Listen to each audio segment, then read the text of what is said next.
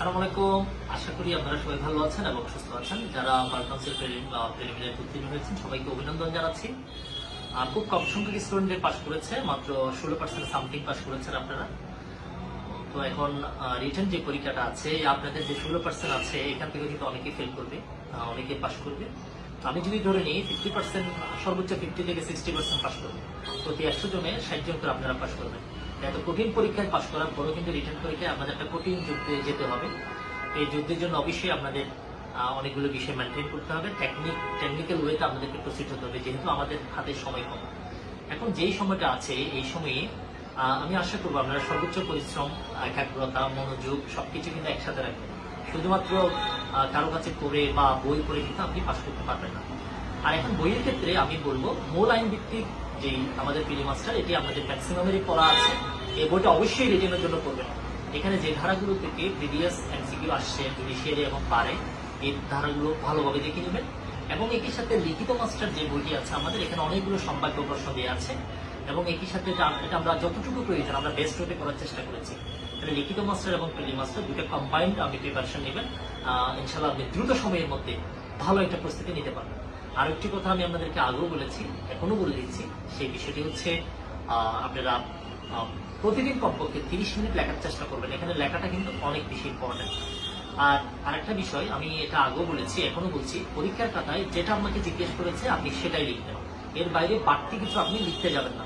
পরীক্ষায় আপনাকে প্রশ্ন করা হয়েছে আপনার আপিলের বিধানগুলো লিখুন সিপিসিতে, আপনি সেখানে সিআরপিসির বিধানগুলো সহ একসাথে লেখার দরকার নেই। আপনাকে জিজ্ঞেস করেছে বাংলাদেশে কত ধরনের ফৌজদারি আদালত আছে, আপনি সেখানে সিভিল আদালত কয়টা আছে সেটা আবার নিচে লিখে দেওয়ার দরকার নেই। আপনাকে জিজ্ঞেস করেছে ম্যাজিস্ট্রেটের ক্লাসিফিকেশন লিখুন, সেখানে ম্যাজিস্ট্রেটের ক্ষমতা লেখার দরকার নেই। যতটুকু আপনাকে জিজ্ঞেস করবে আপনি ঠিক ততটুকু লিখবেন। তবে পাশে কতটুকু মার্কস দেয়া আছে এটা একটু খেয়াল করবেন। আর গত পরীক্ষায় আমরা যে বার রিটেনের যে প্রশ্নটি ছিল এটা যদি একটু অ্যানালাইসিস করি, সেখানেও কিন্তু আমরা দেখতে পাচ্ছি প্রবলেমেটিক প্রশ্নে কিন্তু আপনাকে আনসার করতেই হবে। প্যানেল করে যে দুটি প্রশ্ন করা হয়েছে, দুইটার সাথে কিন্তু প্রবলেমেটিক প্রশ্ন কিন্তু অ্যাটাচ করে দেওয়া হয়েছে। তার মানে আপনাকে প্রবলেমেটিক প্রশ্ন আনসার করতেই হবে, করতে আপনি বাধ্য। আদারওয়াইজ ওই প্রশ্নটা আপনাকে স্কিপ করে যেতে হবে, আপনার নাম্বারটা মিসিং। প্যানেল করে যেই উদাহরণগুলো পরীক্ষার জন্য গুরুত্বপূর্ণ প্রিলি মাস্টারে যেগুলো আমরা মেনশন করেছি, উদাহরণগুলো সবগুলো আপনারা প্রিলি মাস্টার থেকে দেখে নেবেন। এনাফ, প্রিলি মাস্টারের উদাহরণ থেকে আপনি প্রবলেমগুলো পেয়ে যাবেন। আর এর বাইরে সিপিসিতে কিন্তু উদাহরণ কিন্তু আমরা সিপিসিতে নেই, এই জন্য আমি লিখিত মাস্টারের যে আমরা প্রবলেমগুলো দিয়েছি এগুলো সবগুলো অ্যানালাইসিস করে আপনারা একটু দেখে নিতে পারেন। ভালো হয় বিচার প্রক্রিয়া একটা বই আছে, অনেক ভালো বই, ওই বইয়েও কিন্তু অনেকগুলো প্রবলেম দেওয়া আছে, ওইগুলো আপনারা দেখে নিতে পারেন।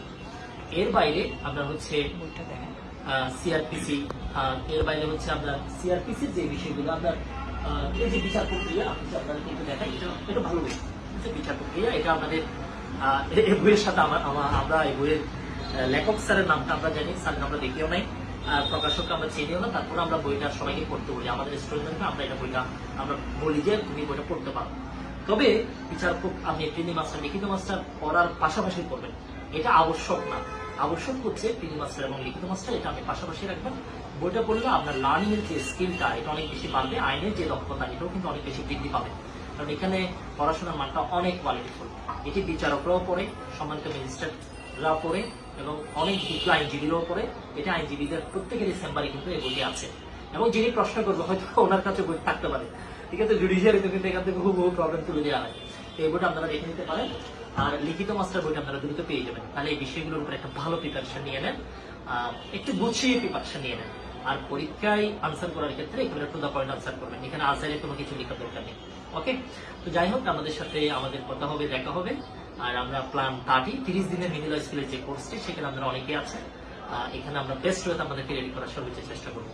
ইনশাল্লাহ আমাদের সাথে আরো অনেক বেশি কথা হবে। আর লিখিত মাস্টার যারা এখনো পান নাই দ্রুত পেয়ে যাবেন। তো সবার জন্য অনেক শুভকামনা, আজকে এখানে শেষ করছি। আসসালামু আলাইকুম, দেখা হবে বিজয়।